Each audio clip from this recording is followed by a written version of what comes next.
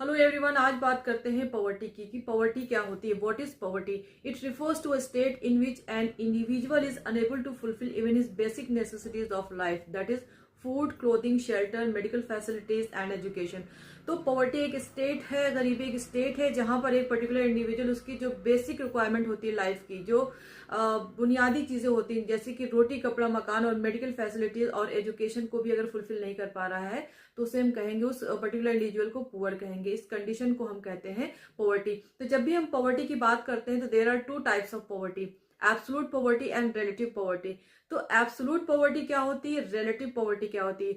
जब भी कोई भी पर्टिकुलर इंडिविजुअल अपनी बेसिक रिक्वायरमेंट को फुलफिल नहीं कर पाता, जैसे कि रोटी, कपड़ा, मकान, हेल्थ फैसिलिटीज, तो ये सारी चीजें अगर वो फुलफिल नहीं कर पा रहा है तो उसे हम एब्सोल्यूट पॉवर्टी की कैटेगरी में रखेंगे, राइट। वहीं पे जब भी हम रिलेटिव पॉवर्टी की बात करते हैं तो यहाँ पे कंपैरिजन हो रहा होता है। जैसे कि आप किसी पर्टिकुलर सोसाइटी में रह रहे हैं तो आपके नेबर के पास फोर व्हीलर है या कार है, वहीं पर आपके पास क्या है, बाइक है, तो आप एब्सोल्युटली पुअर नहीं कंसिडर किए जाएंगे, you will be considered relatively poor. आप अपने नेबर के कंपैरिजन में पुअर है, राइट। एब्सोल्युटली पुअर नहीं, क्योंकि आप बेसिक रिक्वायरमेंट तो फुलफिल कर पा रहे हैं ना, और आपके पास बाइक भी है, तो you are not absolutely poor. और it happens because of the inequitable distribution of income in the society. जब भी इकोनॉमी में इनइक्विटेबल डिस्ट्रीब्यूशन ऑफ इनकम होता है, इनकम जो है इवनली डिस्ट्रीब्यूटेड नहीं होती है, तो रिलेटिव पॉवर्टी आती है वहां पर, राइट।